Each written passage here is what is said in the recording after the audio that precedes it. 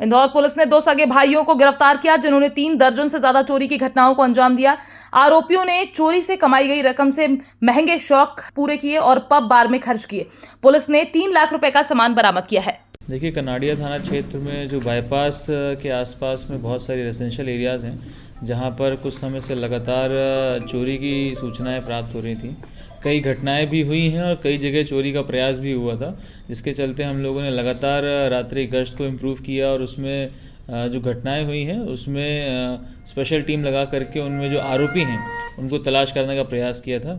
इसी क्रम में एसपी विला और संपत हिल्स के घरों में जो चोरियां हुई थी उसमें फुटेज के तलाश करने के उपरांत में और कई प्रकार की तकनीकी साक्ष्य एकत्रित करने के उपरांत में कुछ लोगों की जानकारी प्राप्त हुई थी, जिसमें से एक व्यक्ति जिसका नाम जीतू उर्फ छीतू जो कि बाणगंगा का रहने वाला है, इसको गिरफ्तार किया गया था। इसके पूर्व में लगभग 18 से अधिक अपराध पंजीबद्ध पाए गए हैं और ये लगातार चोरी की घटनाओं में सम्मिलित रहा है।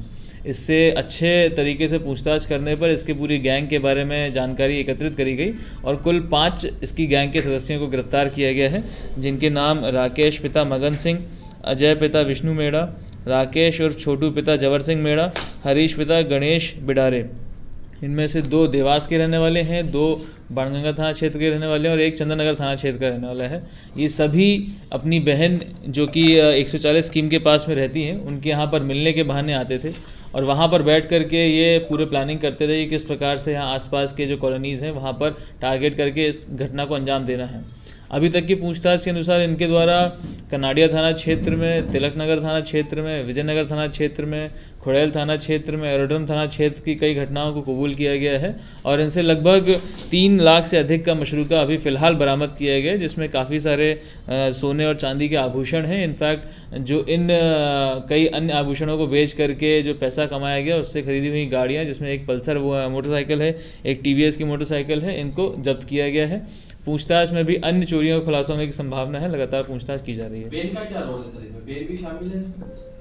बहन के घर में ये आकर के पूरी प्लानिंग किया करते थे, वहाँ पर बैठ के इन लोग बात करते थे।